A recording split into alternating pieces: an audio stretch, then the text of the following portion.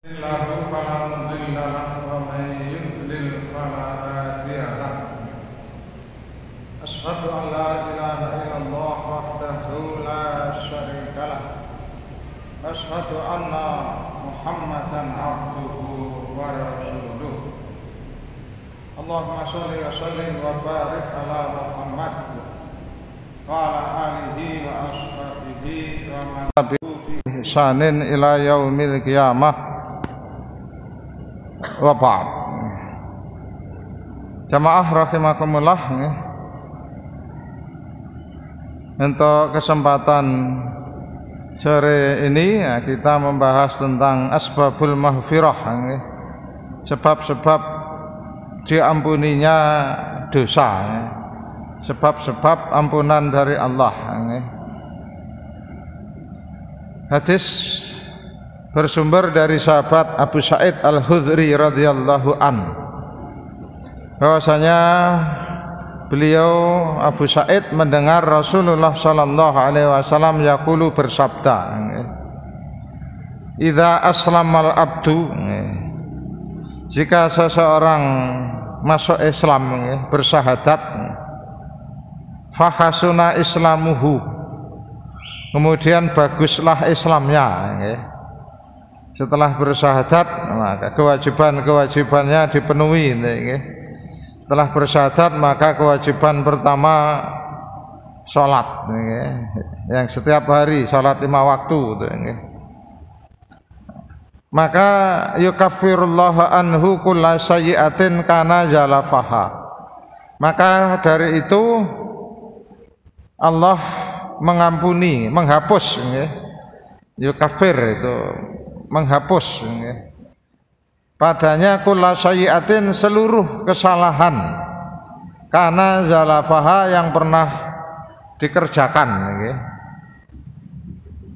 Jadi kalau seseorang bersyahadat, masuk Islam, kemudian setelah itu dia mau mengajarkan, mengamalkan amalan-amalan yang diwajibkan, maka Allah mengampuni seluruh dosanya, karena yalafaha, yang dulu pernah dikerjakan.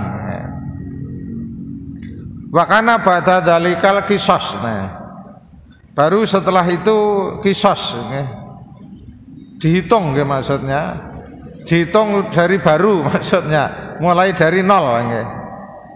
Hitungannya al-hasanatu bi asri amsalihah, setiap perbuatan baik pahalanya 10 kali yang semisal, ila sab'i mi'ah dhifin, sampai 700 kali lipat.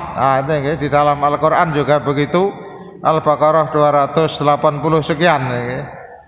Jadi barang man anfaqa fi sabilillah, barang siapa yang berinfak di jalan Allah, maka ibarat kamatsali habbatin, ibarat sebuah biji ambatat yang tumbuh menjadi sab'a sumbulah, menjadi 7 ranting, fi kulli sumbulatin mi'atu habbah, yang setiap rantingnya 100, 700, sama dengan hadis ini. Jadi amal kebaikan, termasuk sedekah, kalau yang di Al-Quran disebutkannya sedekah, tapi di hadis ini bukan hanya sedekah, tapi hasanah, setiap kebaikan. Berarti bukan hanya sedekah, karena kalau di Al-Quran disebutkannya sedekah. Barang siapa yang berinfak di jalan Allah, maka ibarat habbatin, 1 biji, ambatat sab'a sanabil, dari 1 biji tumbuhlah 1 pohon yang dengan 7 cabang tadi. Tapi itu kalau di Al-Quran memang hanya infak, tapi di dalam hadis umum, apapun amal kebaikan. Wasai'ah bimisliha, tetapi kalau perbuatan buruk hanya 1, hanya semisal. Nah, itulah rahmatnya Allah kepada orang yang beriman. Ketika berbuat kebaikan minimal pahalanya 10 kali, tapi kalau berbuat dosa, dosanya hanya 1. balasannya hanya satu, nggih. Bahkan ila ayatajawazallahu anha, bisa jadi juga Allah akan menghapus dosanya ketika dia mau bertobat, mau beristighfar. Nah, maka Allah juga akan memaafkan. Nah, itu nggih, maha pemurahnya Allah, ya. Maha kasih sayangnya Allah kepada hambanya, nggih. Nah, maka jamaah rahimakumullah, nah maka nanti kebalikannya, nggih, tentang setelah ini nanti mani'ul mahfirah, yang menghalangi mahfirah. Maka salah satu yang menghalangi mahfirah kufur, nggih. Selama dia tidak mau masuk Islam, selamanya juga Allah tidak akan mengampuni dosa-dosanya, nggih. Nah, maka siapa saja yang mau masuk Islam, nah dengan Islamnya itu seluruh dosa, nggih, yang dulu pernah ia kerjakan sebelum Islam maka akan dihapus oleh Allah. Nah, itu nggih, itu salah satu keistimewaan, nggih, salah satu rahmat Allah kepada hamba-hambanya, nggih. Kemudian dalam hadis yang lain yang menguatkan, nggih, yang ini riwayat Imam Nasai, tapi isinya sebetulnya sama, nggih, isinya sama, intinya sama, nggih. Dari Abu Sa'id, sumbernya juga sama, Abu Sa'id Al-Khudri, Abu Sa'id Al-Khudri sama. Nah, ini dalam riwayat hadis biasa, nggih, di antara satu perawi penulis hadis yang membukukan Imam Nasai, Imam Bukhari, Abu Dawud, meskipun sumbernya sama dari sahabat yang sama, nah, tapi sampai kepada penulis redaksinya bisa berubah-ubah, nggih, sesuai kuatnya hafalan para perawi di atasnya Imam Nasai, Imam Bukhari, nggih. Tapi isinya sama persis di sini. Maksudnya apa ya? Idza aslamal abdu, di sini. Yang di atas tadi bahasanya apa? Idza aslama, sama. Idza aslamal abdu fakhasuna islamuhu. Nggih. Dari situ sama. Tetapi berikutnya beda, nggih.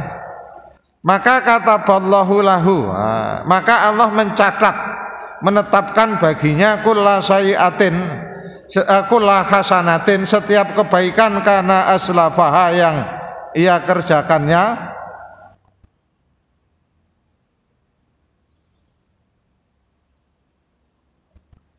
Ini sebentar, redaksinya kok agak aneh, apa ada yang berubah nih? Bentar. Oh, di sini masih belum ada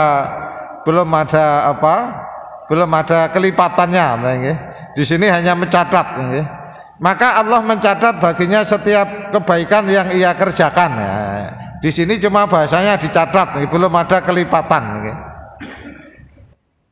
Wa mukhiyat anhu kulla sayyi'atin kana aslafaha, dan Allah menghapus setiap keburukan yang dulu pernah ia kerjakan, nggih.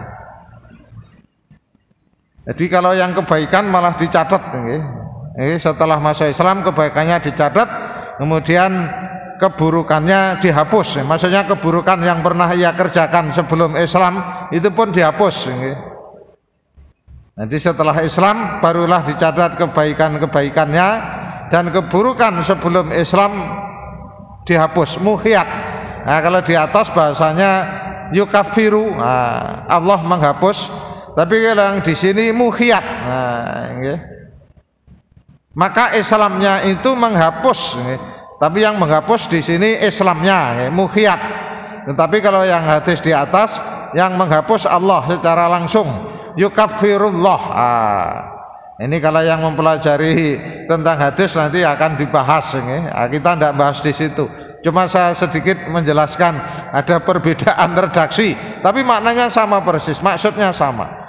Allah menghapus segala kesalahan karena aslafaha, yang dulu pernah ia kerjakan. Cuma karena ba'da dzalikal qisas. Nah, ini sama. Kemudian setelah itu qisas, maksudnya dimulai dari nol, kebaikan.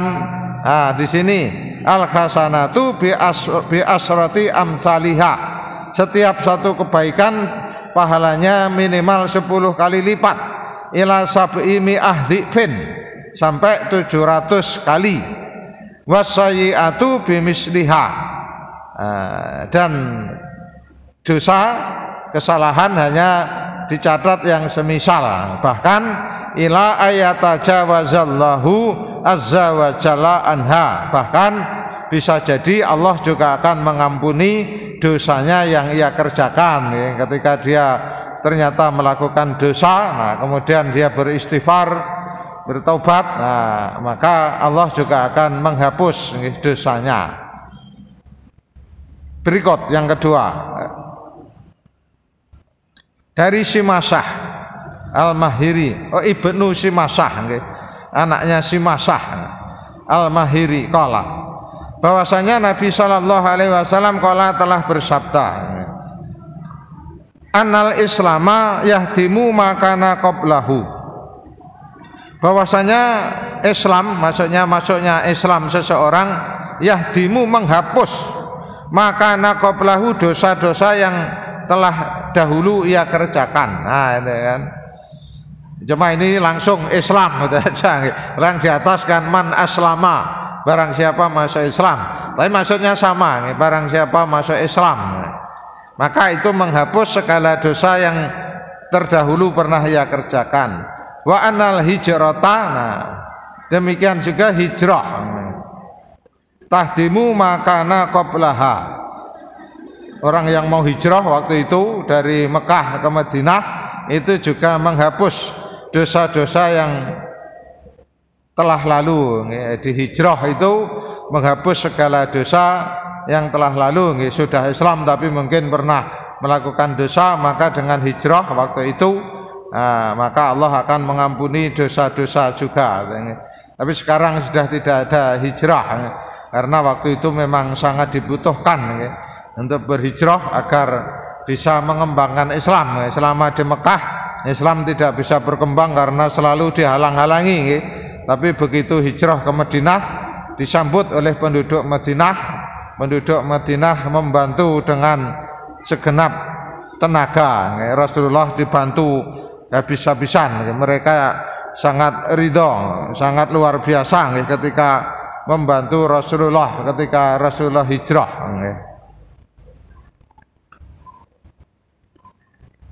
Kemudian berikut ayat. Nah di sini yang tadi awalnya masuk Islam, nah, kemudian di sini ayat.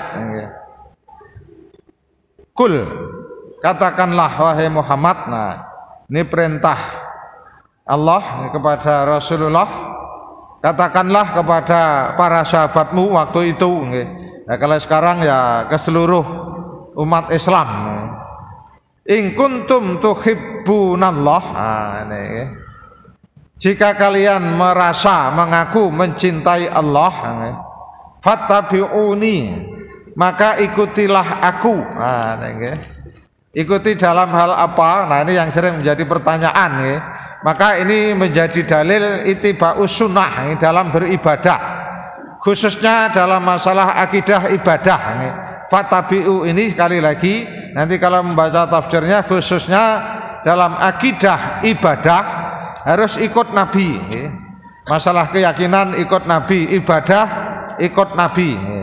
Maka fattabi'uni, ikutilah aku. Bagaimana aku ibadah? Shallu kama ra'aitumuni usolli, salatlah kamu sebagaimana kamu melihat aku salat.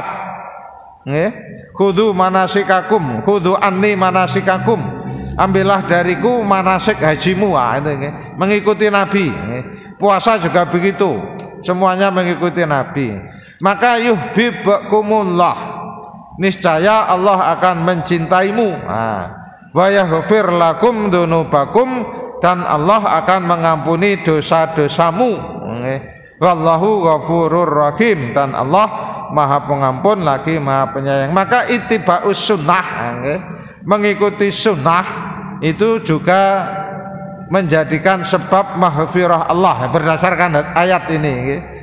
Barang siapa mengikuti Nabi, berarti kalau bahasa bebasnya, barang siapa mengikuti sunnah Nabi, maka Allah akan mencintainya dan Allah akan menghapus dosa-dosanya, Allah akan mengampuni dosa-dosanya. Nah bahasa gampangnya begitu, bahasa mudahnya komunikasi begitu, karena ayat ini kaitannya dulu Nabi ketika berdakwah kepada para sahabatnya waktu itu, jika kamu mengaku mencintai Allah maka ikut aku, ikut aku dalam segala hal, dalam segala hal apa-apa yang sudah disunahkan Rasulullah. Dalam muamalah, kalau muamalah sudah ada contoh dari Nabi ya ikut. Hal-hal yang sifatnya muamalah tetapi itu sudah ada tuntunan dari Nabi ya tetap ikut. Makan, bagaimana cara makan Nabi itu kan, bagaimana cara berjalan Nabi, nah itu ada tuntunannya. Bagaimana Nabi masuk kamar mandi, ya sudah ada tuntunannya kan. Bagaimana Nabi tidur, sebelum tidur Nabi gosok gigi dulu, kalau belum gosok gigi Nabi berwudu dulu, kemudian Nabi berbaring ke sebelah kanan, kemudian berdoa. Nah itu sudah ada tuntunannya. Itu ittiba'us sunnahnya di situ. Dalam beberapa hal yang sifatnya bukan ibadah mahdhah, nah di sana juga ada tuntunan. Bagaimana Rasulullah, mohon maaf, ketika ke belakang buang air kecil atau buang air besar, di sana juga ada sunnah. Ada beberapa sunnah. Nah ini nanti kita akan pelajari juga sunnah-sunnah Nabi dalam hal-hal keseharian. Ya mungkin banyak di antara kita yang belum tahu. Nah maka ittiba di sini yang paling utama tadi ibadah mahdhah. Yang di luar itu, nah ada yang memang sudah dicontohkan Nabi, ada juga yang sifatnya umum, asal itu bermanfaat tidak masalah.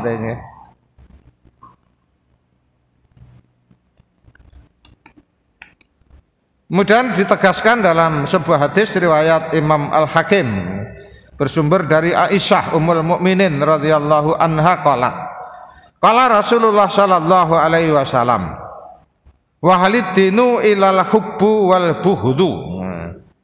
Agama itu tiada lain adalah cinta karena Allah dan benci karena Allah. Itu kan, cinta karena Allah, benci juga karena Allah.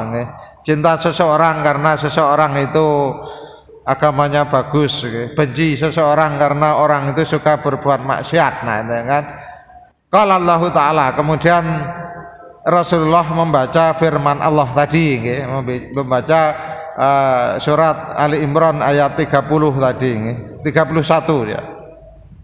Agama itu ya benci, cinta dan benci, benci karena Allah, cinta juga karena Allah. Cinta apa yang diperintahkan Allah, benci apa yang dilarang Allah. Nah termasuk itu kita senang bersedekah, kita senang sholat, kita senang puasa, kita benci mabuk, kita benci judi, ya, hal-hal yang dilarang Allah itu kita benci, ya itu juga bagian dari agama. Jadi hal-hal yang diharamkan Allah, maka wajib bagi seorang yang mengaku muslim harus membencinya. Nah, begitu.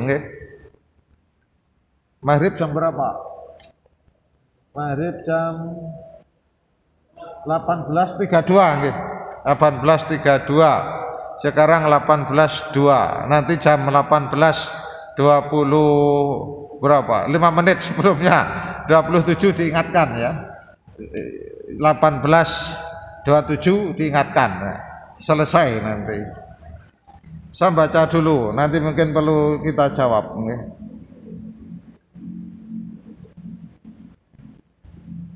Oh ya, ini ada dari takmir, silahkan nanti kalau ada yang bertanya bisa melalui tulisan kemudian diberikan ke anak-anak MH, santri dari Mu'alimin, biar disampaikan ke saya. Sisa waktu 10 menit lagi, sisanya tanya jawab. Oh ini tanya jawab sudah. Ini tanya jawab, monggo kalau ada pertanyaan. Sebelumnya sudah ada pertanyaan, tapi sayang belum saya download karena video, karena tidak bisa saya lewatkan sini. Ini sudah beberapa kali saya ditanya, saya simpan juga videonya, pertanyaannya dari Pak Syarif. Cara bertobat, orang yang meninggalkan segala amalan lah, sholat atau puasa ataupun amalan-amalan yang diwajibkan oleh Allah yang sudah ditinggalkan beberapa tahun, dia sudah tidak ingat berapa kali tidak sholat, berapa kali tidak puasa. Nah, di sana disebutkan cara taubatnya salat di hari Jumat pada Ramadan yang keberapa tadi? Saya tidak ingat ya. Yang seperti ini yang sering saya sampaikan. Yang seperti ini butuh dalil ya kan. Yang seperti ini butuh dalil. Di video sama sekali tidak sebutkan dalilnya. Di video sama sekali tidak disebutkan dalilnya. Maka prinsipnya kalau sudah masalah ibadah ada dalil, ketika tidak ada dalil abaikan. Ya bertobat. Nah ini, ntar saya bukakan kitabnya dulu. Saya agak lupa. Urut-urutannya saya agak lupa. Mohon maaf belum ada terjemahnya. Cuma saya ingat. Kitabnya. Ini kitab yang sudah sangat populer. Jenengan mungkin sebagian sudah punya terjemahnya. Di Bulughul Maram. Riyadhus Shalihin.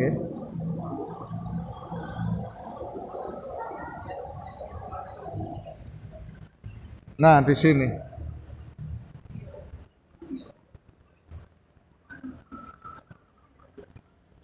Di sini. Jadi kalau orang mau bertobat kemudian dia disuruh mengkodok seluruh sholat yang sudah ditinggalkan 5 tahun, 10 tahun, ya mungkin tidak jadi tobat. Harus mengkodok 10 tahun sholat ya, tidak mungkin tobat ya. Dan di dalam hadis sudah sangat jelas ditegaskan, at-taibu kaman ladhan balahu. Saya kebetulan hafal hadisnya, nanti di bab keutamaan tobat. At-taibu kaman ladhan balahu. Orang yang bertobat itu seperti orang yang sudah tidak punya dosa. Yang namanya bertobat itu juga butuh perjuangan loh. Tidak semua orang kan mau tobat itu. Coba jenengan ajak tobat keluarga atau teman jenengan yang tidak pernah sholat. Sulit lah, tidak mungkin bisa kan. Jenengan iming-imingi apapun, mungkin jenengan kasih, sudah tak kasih uang 1 juta, tapi kamu mau tobat, tidak ada jaminan dia mau tobat. Maka tobat itu sendiri sudah butuh perjuangan yang luar biasa. Orang mau tobat itu makanya di dalam hadisnya at-taibu kaman ladhan balahu. Orang yang bertobat itu seperti orang yang tidak punya dosa. Cuma dia harus konsisten dengan tobatnya. Maka syarat tobat di sini tidak ada harus mengkodok tadi. Tidak ada harus. Maka ceritanya 90 orang yang membunuh 99 orang itu, kemudian dia datang kepada seorang yang ahli ibadah tapi dia minim ilmu. Bisakah saya tobat? Diterimakah tobat saya sudah membunuh 99 orang. Maka orang tadi dengan bangganya mengatakan, tobatmu tidak mungkin diterima, wong aku yang setiap hari saja belum tentu ibadahku diterima. Karena merasa tobatnya tidak diterima, dibunuh sekalian itu kan, jadi 100 itu kan. Nah kemudian dia datang kepada seorang alim. Nah di dalam hadis bahasanya beda. Yang pertama dia datang kepada seorang abid yang ahli ibadah tapi dia minim ilmu. Nah, kemudian yang kedua dia datang kepada seorang yang alim, orang yang faham, orang yang berilmu tentang agama. Oh bisa tobatmu diterima. Siapa yang bisa menghalangi tobatnya seorang hamba kepada Allah? Tidak ada yang bisa menghalangi. Tobatmu diterima. Tapi kamu harus meninggalkan desamu, karena desamu desa yang buruk. Kamu kalau tobat tapi tetap desamu kamu sulit, kamu akan terpengaruh lagi dengan lingkunganmu. Tinggalkan desamu. Kan ceritanya kan itu kan. Dia akhirnya pergi meninggalkan kampungnya, tapi belum sampai ke daerah tujuan meninggal kan. Kemudian 2 malaikat rebutan. Ini bagianku, bagian malaikat neraka ini bagianku, dia sudah mau tobat. Nah, dia bertengkar tidak selesai-selesai, kemudian datanglah malaikat ketiga. Hitunglah jaraknya, lebih dekat mana antara rumahnya dengan daerah tujuannya. Nah, kemudian setelah dihitung lebih dekat dengan daerah tujuannya, maka itu haknya malaikat rahmah. Kan di sini juga ada hadisnya nantinya. Nah, syarat taubat. Ketika dia bertobat kemudian dia mengamalkan ini selesai. Yang pertama, qalal ulama at-taubah wajibatun min kulli dzambin. Tobat itu wajib dari setiap dosa yang pernah ia kerjakan. Fa inal ma'siyah bainal abdi wa baina rabbih Allah taala. Jika maksiatnya itu berkaitan hamba dengan Allah taala, tidak berkaitan dengan hak Adam, maka falaha salah satu surut, maka ada 3 syarat. Jadi kalau dosanya hanya kepada Allah ada 3 syarat. Yang pertama ayakli'a anil maksiyah, dia meninggalkan segala maksiat yang pernah ia kerjakan. Wasani yang kedua ayantama an fi'liha, dia menyesal, dia tidak mengulanginya, dia menyesal. Kemudian yang ketiga ayazima, jadi berhenti dari maksiatnya, kemudian menyesal.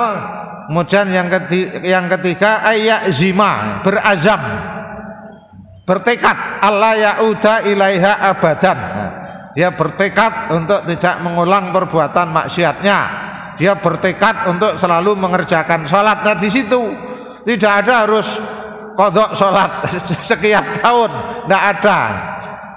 Fa inna dan itu berkaitan dengan hak Adam. Wa in kanat maksiyah tata'allaq bi adamin, jika dosanya maksiatnya berkaitan dengan hak Adam, maka fasurutuha arba'atun, syaratnya ditambah 1. Yang ketiga tadi sama, yang ketiga ayyab ra'a min haqqi sahibihi, dia minta keridhaan dari saudaranya yang pernah ia sakiti. Mungkin ia pernah mencaci, pernah menghina, maka minta maaf. Dia pernah mengambil hartanya sembunyi-sembunyi, diam-diam, maka dikembalikan. Kalau dia tidak bisa kembalikan, minta keridhoannya. Aku dulu pernah mengambil hartamu sedikit, mohon diridhokan. Kalau ridho selesai. Tapi kalau harus dia minta kembalikan, harus mengembalikan. Kalau yang uangnya atau hartanya pernah diambil, dia tidak ridho, dia menuntut harus dikembalikan. Kalau tidak, nanti di akhirat masih diminta tanggung jawabnya. Nah itu, jadi taubat itu tidak ada harus mengkodok dosa yang pernah ia kerjakan atau mengkodok kewajiban yang pernah ia tinggalkan. Ada kodok itu kalau sudah Islam. Waktunya puasa, kita tidak puasa karena sakit, nah itu dikodok, kalau itu jelas. Atau safar, lelah dalam perjalanan tidak kuat, nah itu dikodok. Tapi kalau sholat tidak ada kodok. Sholat itu rukhsahnya dijamak, dikosor, tidak ada kodok sholat, kecuali karena lupa, karena ketiduran, itu dikodok, tidak disengaja. Tapi kalau disengaja tidak boleh, kalau disengaja dosa, karena rukhsahnya sholat itu jamak, kosor. Atau kalau sakit tidak bisa berdiri, boleh dengan duduk. Dengan duduk masih tidak kuat, boleh dengan tiduran. Kan itu rukhsahnya di situ. Tidak ada rukhsahnya sholatnya nanti kalau sudah sembuh, tidak ada. Dan sholat itu tidak boleh diqadha oleh orang lain. Tapi kalau puasa boleh. Jadi sekali lagi, kalau sholat rukhsahnya tadi, tidak kuat berdiri, boleh dengan duduk. Tidak boleh dengan duduk, bahkan boleh dengan berbaring. Jelas hadisnya. Kalau sholat sunnah, dulu pernah kita bahas belum? Kalau sholat sunnah meskipun kita sanggup berdiri, boleh dengan duduk, tetapi nisful qaim dalam hadisnya, pahalanya separuh dari yang berdiri.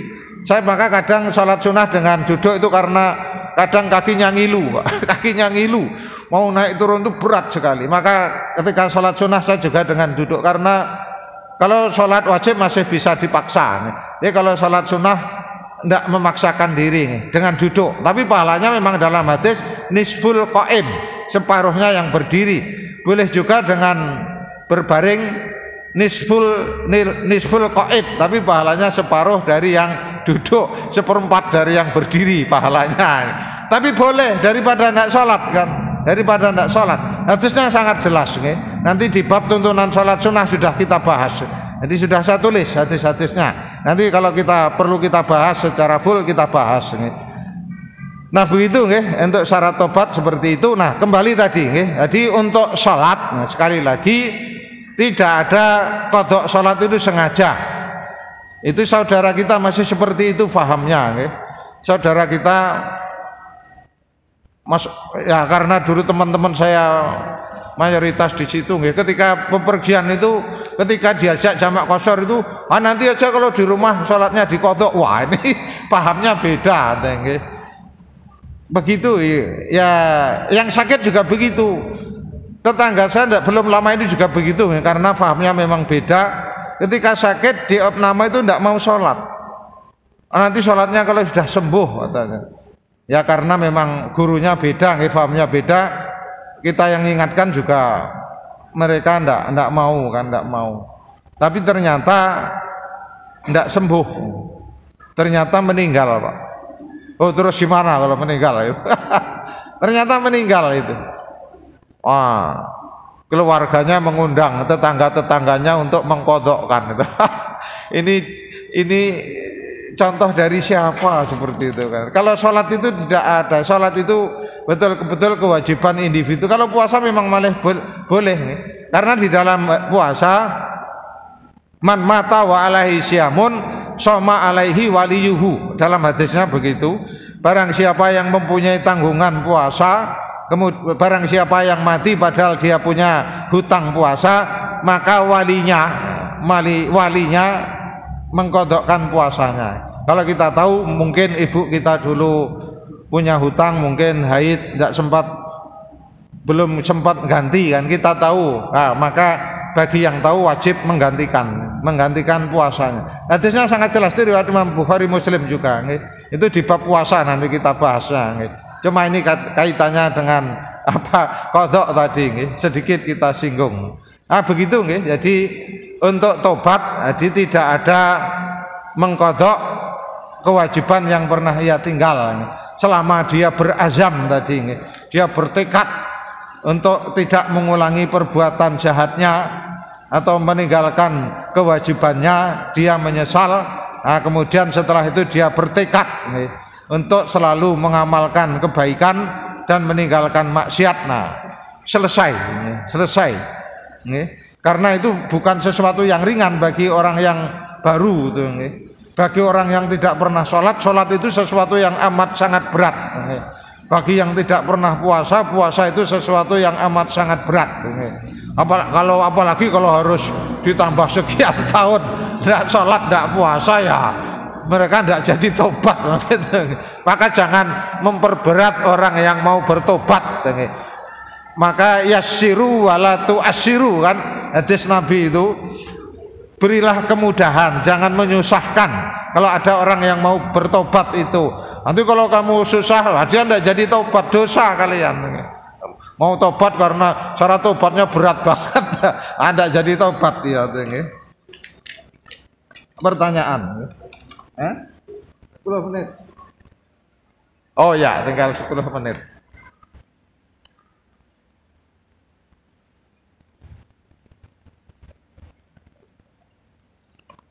Mana lebih utama fidyah dengan beras atau dengan nasi kotak?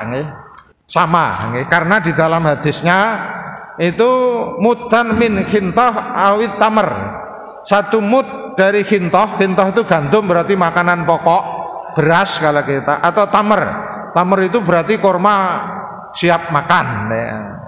Sama, tinggal mana yang mudah di situ. Jadi kalau pertanyaannya mana yang utama, sama, tidak ada perbedaan.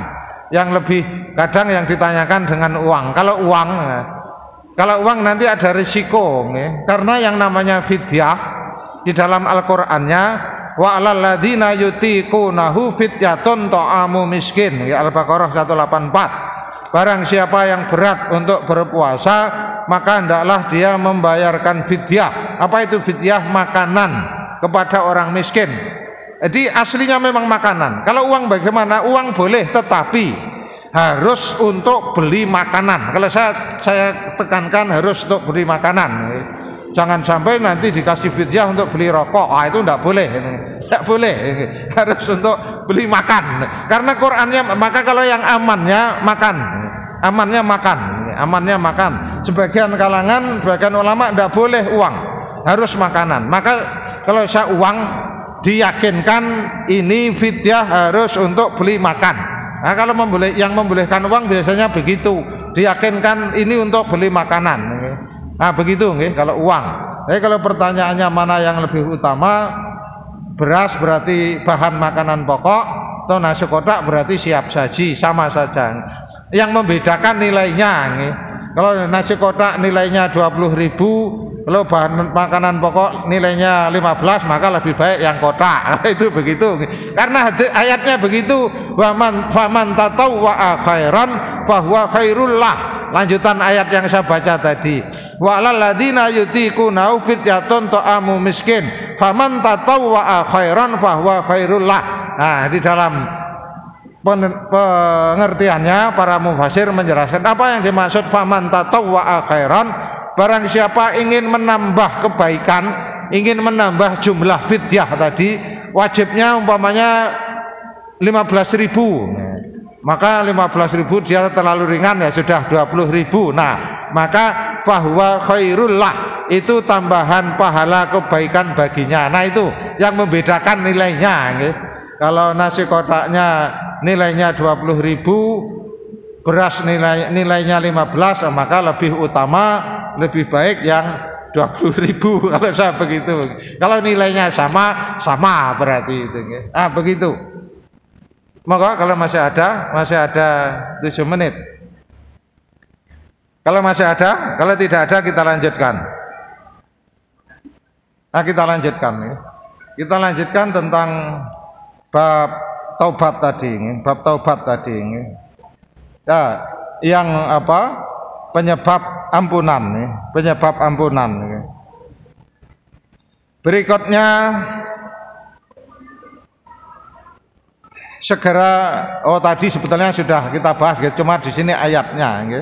Ia menyadari kesalahannya, kemudian dia tidak terus-menerus dalam perbuatan salah. Walladzina fa'alu fahisatan aw dzalamu anfusahum dzakarullah. Barang siapa yang telah melakukan perbuatan keji, maksiat, atau menganiaya diri sendiri, berbuat zalim, dzakarullah, ia segera ingat Allah. Fastaghfirullah fastaghfiru lidzunubihim, kemudian dia segera beristighfar, memohon ampun kepada Allah. Jadi bersegera istighfar kalau berbuat dosa. Nah, itu salah satu yang menyebabkan ampunan Allah juga segera. Wa may yaghfiru dzunuba illallah, dan tidak ada yang bisa mengampuni dosa kecuali Allah. Di sini yang penting. Walam yasirru ala ma fa'alu.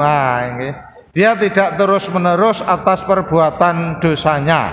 Wahum ya'lamun, dan dia tahu itu perbuatan dosa. Nah, itu nggih. Prinsipnya di sini yang pokok. Nah, nggih. Dia tidak terus-menerus dalam berbuat dosa. Jangan setelah beristighfar kemudian berbuat dosa lagi. Nah, kalau itu yang akan merusak tobatnya di situ.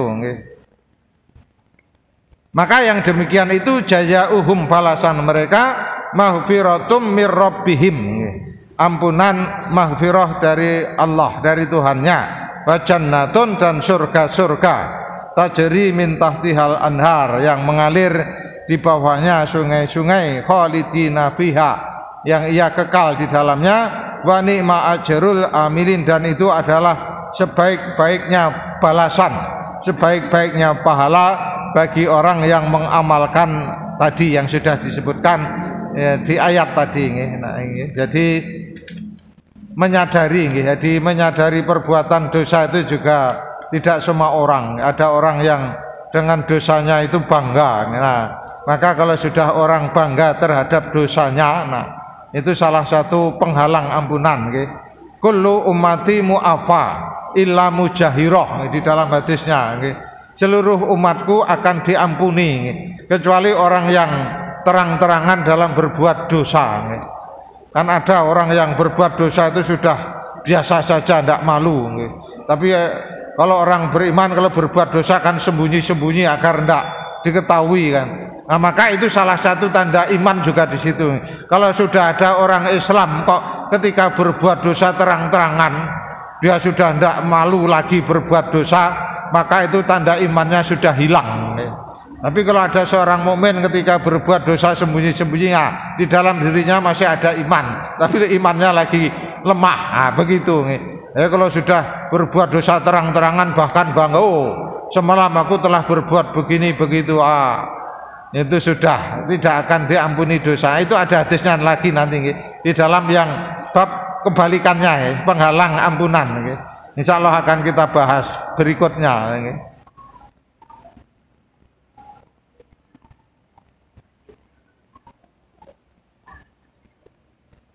Bertakwa, ya kalau bertakwa memang salah satu dengannya Allah akan mengampuni dosa. Ya ayyuhalladzina amanu in tattaqullah, wahai orang-orang yang beriman, jika kamu bertakwa kepada Allah, yaj'al lakum furqana, maka Allah akan menjadikan kamu furqan. Furqan itu pembeda. Kita akan mudah membedakan ini dosa, ini baik, ini buruk. Naluri kita akan peka, kita akan menjadi peka. Ini boleh, ini tidak boleh. Cepat menangkap.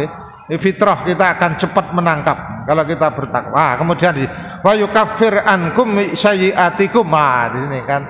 Dan jika kamu bertakwa, Allah akan mengampuni, menghapus dosa-dosa, menghapus kesalahanmu. Wa yaghfir lakum, dan Allah akan mengampuni dosa-dosamu. Wallahu dzul fadlil adzim. Allah yang memiliki keutamaan yang sangat besar. Jadi maksudnya Allah memiliki